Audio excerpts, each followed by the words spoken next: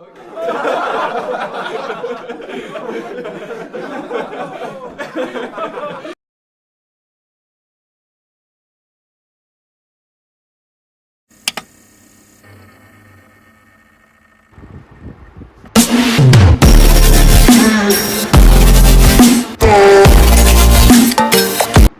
Friends, నా పేరు దుర్గా ప్రసాద్. మీరు చూస్తున్నారు దుర్గా వాల్. ఫ్రెండ్స్, మరో ప్రపంచం రాబోతుందా? ఎందుకంటే అనేక దేశాల్లో యుద్ధాలు జరుగుతున్నాయి. ఇవన్నీ చూస్తుంటే మరో ప్రపంచం రాబోతున్నట్లుగా అనిపిస్తుంది. ముందుగా మనం ఇరాన్ మరియు ఇజ్రాయెల్ మధ్య జరుగుతున్న ఈ భీకరమైన యుద్ధం గురించి మాట్లాడుతున్నాం. వీటికి దారితీసిన పరిస్థితుల గురించి విశ్లేషణగా మాట్లాడుతున్నాం. ముందుగా ఇజ్రాయెల్ గురించి మాట్లాడుతున్నాం. ఈ ఇజ్రాయెల్ దేశం మన దేశంలో ఒక స్టేట్ కన్నా చాలా చిన్నది. అయినా ఇది మిలిటరీ పరంగా అత్యాధునికంగా చాలా స్ట్రాంగ్గా ఉంటుంది. ముందుగా దీని గురించి ఇది ఎప్పుడు ఏర్పడిన దాని గురించి మాట్లాడుతున్నాం. ప్రాచీన కాలంలో ఈ కెనాన్ అనే భూభాగంలో ఈ యూదులు నివసించేవారు. బైబిల్ ప్రకారం ద ప్రామిస్ ల్యాండ్ అంటే దేవుడిచ్చిన భూమి అనేసి అనుకుంటున్నారు. ఆ తర్వాత బ్రిటిష్ పాలనలో బ్రిటిష్ పాలన 1917 నుండి 1948 బుల్ఫూర్ జరిగింది. 1917లో మొట్టమొదటిసారిగా బుల్ఫూర్ డిక్లరేషన్ ప్రకారం బ్రిటిష్ పాలకులు బ్రిటిష్ పాలనలకు సొంత దేశం ఏర్పాటు చేసుకోవాలని అదే బ్రిటిష్ పాలనలో చెప్పడం. పాలస్తీనాను ఏర్పడింది. పాలస్తీనా భూభాగాన్ని హోలోకాస్ట్ ప్రభావం. ఆ తర్వాత ప్రపంచ యుద్ధం యునైటెడ్ 2లో నేషన్ నాజీ జర్మనీ తీవ్రకాశాల ప్రభావంలో 60 లక్షల పైగా 47లో యునైటెడ్ నేషన్ అయినట్లు జరిగింది. అప్పుడు ప్రపంచ దేశాల సింపతితో ఇజ్రాయెల్ యూదులకు భద్రతాపరమైన దేశం ఏర్పాటు చేయాలని కోరడం జరిగింది. ఆ తర్వాత యునైటెడ్ నేషన్ 1947లో యునైటెడ్ నేషన్ నిర్ణయించినట్లుగా పాలస్తీనా భూభాగాన్ని 2 భాగాలుగా విభజించడం జరిగింది. ఒక భాగాన్ని యూదులకు అదే ఇజ్రాయెల్ ఇచ్చారు. ఇంకో భాగం అరబ్ ప్రజలకు అంటే పాలస్తీనా విభజించడం జరిగింది. యూదులు దీన్ని అంగీకరించారు. అరబ్ ప్రజలు మాత్రం తిరస్కరించారు, వ్యతిరేకించారు. ఆ తర్వాత బ్రిటిష్ పాలన ముగియడంతో తర్వాత 1948లో స్వతంత్ర దేశంగా ఇజ్రాయెల్ ఏర్పడడం జరిగింది.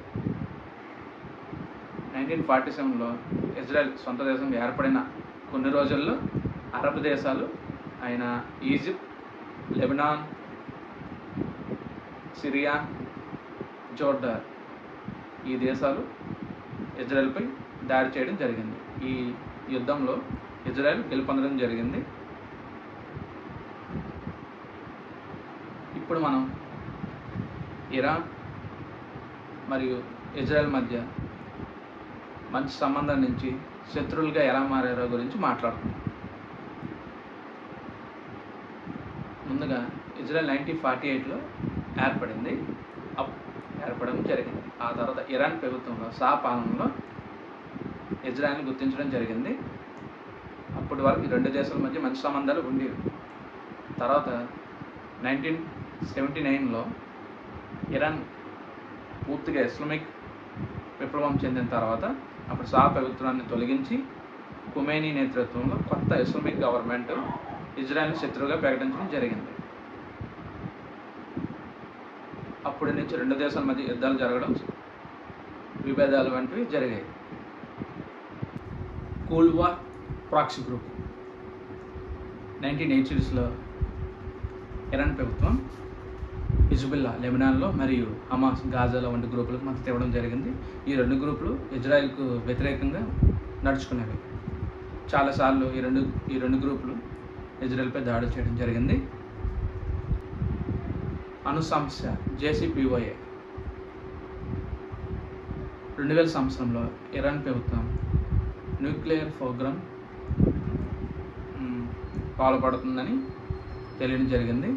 ఇప్పుడు అనేక దేశాలు దీన్ని వ్యతిరేకించాయి. కానీ ఇరాన్ ప్రభుత్వం మాత్రం శాంతి ప్రయోజనాల కోసమే and medical research and energy కోసమని చెప్పుకొచ్చింది.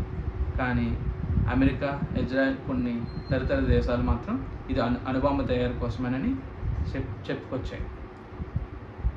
ఇప్పుడు 2015లో JCPOA అంటే జాయింట్ కాంప్రహెన్స్ ప్లాన్ ఆఫ్ యాక్షన్ అనే ఒప్పందం వచ్చింది. కానీ దీన్ని ఇజ్రాయెల్ తీవ్రంగా వ్యతిరేకించింది.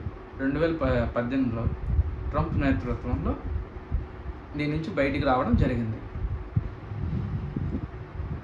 దీనికి చర్యగా ఇజ్రాయెల్ కొన్ని సైబర్ దాడులు, డ్రోన్ అటాక్స్ వంటివి చేసిన ఆరోపణలు కూడా వచ్చాయి.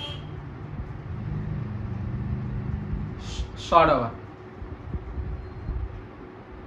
ఈ రెండు దేశాలు నేరుగా ఎప్పుడు యుద్ధం చేయడం జరగలేదు.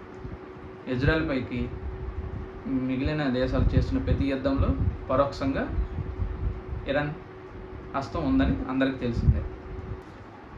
2023లో పాలస్తీనా మిలిటరీ అయిన హమాస్ ఇజ్రాయెల్తో యుద్ధం చేయడం జరిగింది. ఈ యుద్ధంలో గాజా చాలా పెద్ద ఎత్తులో డిస్ట్రక్షన్ గురైంది. అనేక ప్రాణాలు కోల్పోవడం జరిగింది. ఇజ్రాయెల్ ప్రయోగించిన మిసైల్స్, డ్రోన్ల దాడిలో గాజా అయితే చాలా దారుణంగా నష్టపోవడం జరిగింది. దీని తర్వాత ఇరాన్ తన దౌత్య కార్యాలయంపై జరిగిన యుద్ధానికి ప్రతిస్పందనగా 2024లో మొదటిసారిగా నేరుగా ఇజ్రాయెల్పై 300+ మిసైల్స్, డ్రోన్లతో దాడులు చేయడం జరిగింది. ఈ దాడుల్లో రెండు దేశాల్లో చాలా ఎక్కువ మొత్తంలో ప్రజలు హతమయ్యారు. చాలా స్థావరాలకు నేలమట్టం అయ్యి అనేక మంది శరణార్థులు మరి అనాథలు అవ్వడం జరిగింది. అప్పుడు ఈ రెండు దేశాల యుద్ధాన్ని ఆపడానికి అమెరికా, రష్యా ముందుకు రావడం జరిగింది.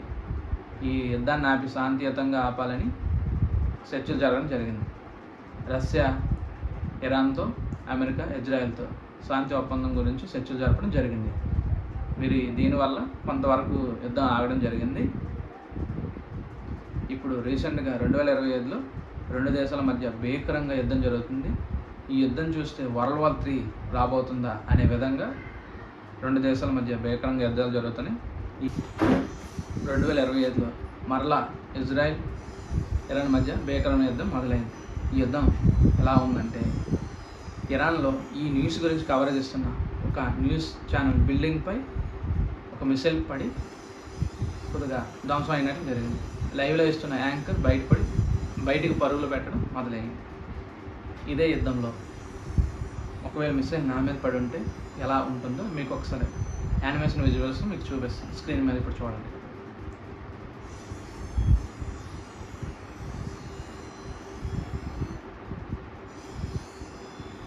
జూన్ 13, 2025లో ఇజ్రాయెల్ ఆపరేషన్ రైజింగ్ లైన్ పేరిట పెద్ద ఎయిర్ స్ట్రైక్లను నిర్వహించి 100 కిలోమీటర్ల దూరంలో ఉన్న ఇరాన్ స్థావరాలను టార్గెట్ చేసుకొని ధ్వంసం చేయడం జరిగింది. ముఖ్యంగా ఇజ్రాయెల్ ఇరాన్లోని మిలిటరీ కేంద్రాన్ని లక్ష్యంగా చేసుకుని ఈ దాడులు చేసింది. ఇందులో IRGC హుస్సేన్ సలామీ, కొందరు శాస్త్రవేత్తలు చాలామంది మరణించడం జరిగింది. తీవ్ర స్థాయిలో ఇరాన్కి అయితే నష్టం జరిగింది. ఒక 700కు పైగా జనాభా మరణించడం జరిగింది. ఒక 500 పైగా గాయాల బారిన పడ్డారు. దీనికి ప్రతిఘటనగా డ్రోన్ మిసైల్స్తో యుద్ధం చేయడం జరిగింది. ఈ ఇరాన్ మిసైల్స్ను ఒక 400 పైగా మరియు డ్రోన్లు అయితే 1000కు పైగా కలిపి ఒకేసారి ఇజ్రాయెల్ పైన విరుచుకుపడింది ఇరాన్. ఈ దాడిలో 20 నుంచి 40 పైగా జనాభా మరణించడం జరిగింది. 200 పైగా గాయాల బారిన పడ్డారు. ఇజ్రాయెల్ డిఫెన్స్ సిస్టమ్ స్ట్రాంగ్ అవడం వల్ల Iran iron dome defence system Iran యొక్క మిసైల్స్ను తన గగన స్థలంలోనే ధ్వంసం చేయడం జరిగింది. అయితే రెండు దేశాల మధ్య జరుగుతున్న యుద్ధం చూస్తే వరల్డ్ వార్ 3కి దారితీసేలాగా అనిపిస్తుంది. ఈ యుద్ధాన్ని శాంతియుతంగా ఆపడానికి రష్యన్ అధ్యక్షుడు పుతిన్, అమెరికా అధ్యక్షుడు ట్రంప్ రెండు దేశాలతో సంప్రదింపులు జరపడం జరిగింది. ట్రంప్ అయితే ఇరాన్తో మీరు ఈ యుద్ధం ఆపకపోతే ఈ యుద్ధం అని చెప్పడం జరిగింది. ప్రజెంట్ అయితే రెండు దేశాల మధ్య భీకరమైన యుద్ధం జరుగుతుంది. చాలా భారీగా స్థావరాలు కోల్పోవడం జరుగుతుంది, తీవ్ర నష్టం జరుగుతుంది. ప్రజలందరూ అనాథులు, శరణాథులు అవడం జరుగుతుంది. అందరూ వారి వారి దేశాల్లో బంకర్లో దాగడం జరుగుతుంది. ఈ బంకర్లో ఉన్న స్టోరేజ్ స్థాయి నిండిపోయి అందులో కూడా వాళ్ళే సెల్ఫ్ డిఫెన్స్లో గాయాలపారు పడుతున్నారు. ఈ యుద్ధం ఆగాలని కోరుదాం. Stop the war. ఏదైనా యుద్ధం మాత్రం ఆగాలి. ఈ వీడియో మీకు నచ్చితే లైక్ అండ్ సబ్స్క్రైబ్ ప్లీజ్. ప్రస్తుతానికి మన న్యూస్ అదే కొత్త యూట్యూబ్ ఛానల్ కాబట్టి మీరు వ్యూస్ సబ్స్క్రైబ్ మాత్రం చూడకండి. ఎందుకంటే కొత్తది కాబట్టి ఏమీ ఉండదు. ఒక 1 year తర్వాత ఏమైనా ఉంటే ఉండాలి. Okay guys, please watch it guys.